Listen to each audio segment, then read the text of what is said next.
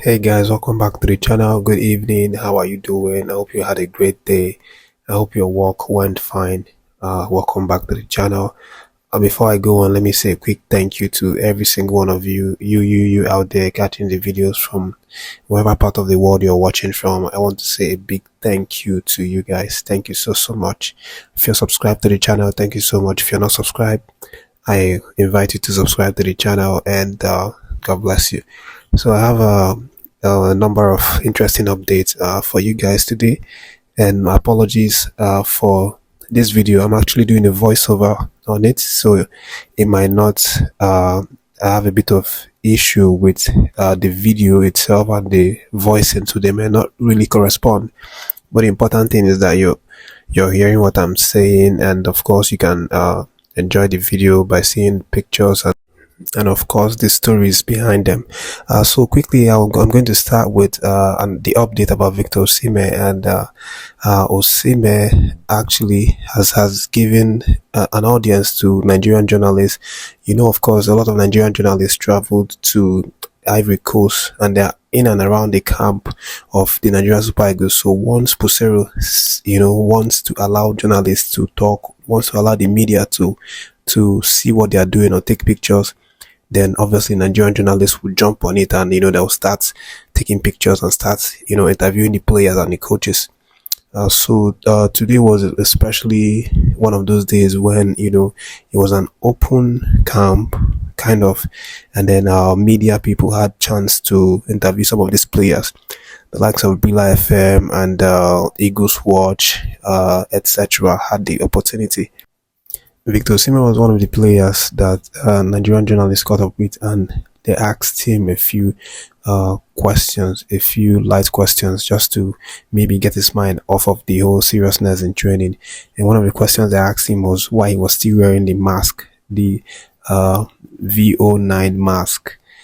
So what he said that he would probably be wearing that mask for the rest of his career, and here's his reason. He says that he's still feeling pains in his head. He actually had a surgery where they stitched his head, his skull together, and he says he's still feeling the pains whenever he maybe attacks the ball too much, or maybe he goes to contest in the area and he has some kind of contact with the keeper. He still feels pain, in his head. So that's the reason why he said he's still wearing it, and he'll probably not stop wearing it until he finishes his career. You recall that this injury has been something that happened to him a very long time ago, several months ago, when he was playing for Napoli. But football is not easy as it seems, because based on what he said he's still feeling the pain, and he has stitches in his skull, which is extremely painful to even imagine. I can't imagine that. But he was also asked another question, and this one was about his move this January. Of course, Chelsea are interested in getting him because they need a striker that can score goals like him. But he disappointed the Chelsea fans because his response hinted that he is not about to move this January. He's taking his time, he's enjoying his game, he's trying to focus on the present, that is Napoli, and then see where the future takes him. But also he said that he would one day want to try out playing for England, that England is the English league is a top league, that he would one day want to test his abilities there, but not yet. So that was some of the questions that Victor Osimhen answered Nigerian journalists. But let's move on to other ones. And there's a news that is not so bright, and this one concerns Yusuf Al-Hassan. In my previous video, if you followed that one, you would know that I updated that Yusuf Hassan came out for training, with the guys. But the truth is, today's training he did not partake. He actually came out, but instead of training with the guys, he took a detour to the hospital with the medical staff, where they ran some tests and scan, on his thigh, the area, the muscle, the area that he had that cramp. But the result hasn't been out yet, and I don't know how to feel about it, because sometimes you feel like this thing is not very serious, and then it comes out and you hear that it's something that is serious. And I hope it's not those guys that did Umar Sadiq's test, that did Yusuf. But let's hope the result comes out well and there is nothing wrong with him. But aside from that one, he did the scan and he's still awaiting results. But he wasn't involved with the team training, even though he came out. As I earlier got the information that he was going to be out, he came out, but he didn't train with the guys. He just sort of went with the doctor to do some tests in the hospital, and then after which he was dismissed to take some rest. And then moving on, there is also an update about Sadiq Umar. Of course, I've been talking about Sadiq Umar for the past 3 videos, and it's still the same thing. The saga between Sadiq Umar, NFF, and Real Sociedad.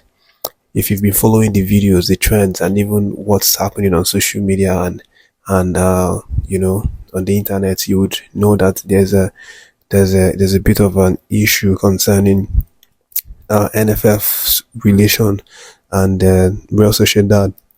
It seems there has been some sort of misinformation, because Sadiq Umar is now set to play a match, a Copa del Rey match for Real Sociedad this Wednesday. That is tomorrow or today, depends on when I post this video. I think I'll probably post it around 12. So on Wednesday, he is already in the match day squad for their game, for their Copa del Rey match. And to think that, just 3 days ago, he was dismissed from AFCON squad, Nigerian AFCON squad, because he had a knee injury based on what they reported, and now he's going to play a match tomorrow for Real Sociedad. This is so crazy. But let me just leave that one and go forward. I definitely know that NFF are not being very honest to us. They're not being completely truthful to us. We don't know the true story to all of these things, and they owe us Nigerians, they owe the people, the fans, the truth about this Sadiq Umar case. But that's by the way. Let me move on to give you an update about Bright Oseyi-Samuel. Of course, you might know him, but if you don't know him, he's a versatile, very talented fullback who plays for Fenerbahce. He's 26 years old, and he is extremely strong, and he's swift, he's quick. The thing is, he hasn't really got the chance for a lot for Nigerian Super Eagles, but in the last game we saw him make a cameo in that game, and he showed a glimpse of his quality. We could see the quality that he brought into the game when he was put in the 9 minutes of the game. And then even a lot of people were even saying that the next game he should start ahead of one of these guys, Ola Aina, or the other guy that played the 3. But the update right now is that Oseyi-Samuel is very likely to miss our next game against Ivory Coast, because he had a food poisoning situation. He's sick. He ate food and started to worry his belly and all of that, so he doesn't feel very, very strong enough to even train, not to talk of match. So it's very likely that he will be out of that match. He may not even be in the squad for the bench because of this sickness, but it's not a very serious thing. He actually came out in an interview to answer questions for Nigerian journalists, that was where he revealed that he was sick. He had food poisoning, but that not to worry, that he's going to be all right in a couple days. But he might effectively be ruled out for that Ivory Coast game. But we hope he comes back strong, as well as Al Hassan Yusuf, so that they can get back to business and hopefully do great things. And that's the update. And the last update is the fact that Nigerians, the fans, the official supporters club are angry with NFF. They are demanding answer to the questions surrounding Umar Sadiq's absence from the squad. Yes, I know a lot of people are not a big fan of Umar Sadiq, but Nigerians, the fans, still feel that they should know why, or know the reason why he was exempted like that, and then no one is telling the truth, no one is, giving out the real information as to why, he left the camp under the pretext of injury. But here he is, he wants to play for Real Sociedad. So that's the thing. Nigerian fans obviously deserve a lot. I said that already before. They deserve to know the truth. They deserve to be carried along, not being left in the dark. That's the update, guys. Leave your reactions for any of these updates in the comment section. And as always, I do appreciate you guys for catching the videos. Thanks so much for catching this one. If you're subscribed to the channel, thank you so much. I appreciate you so much. If you're not subscribed to the channel, please do so, and welcome to the community. Stay tuned for more updates.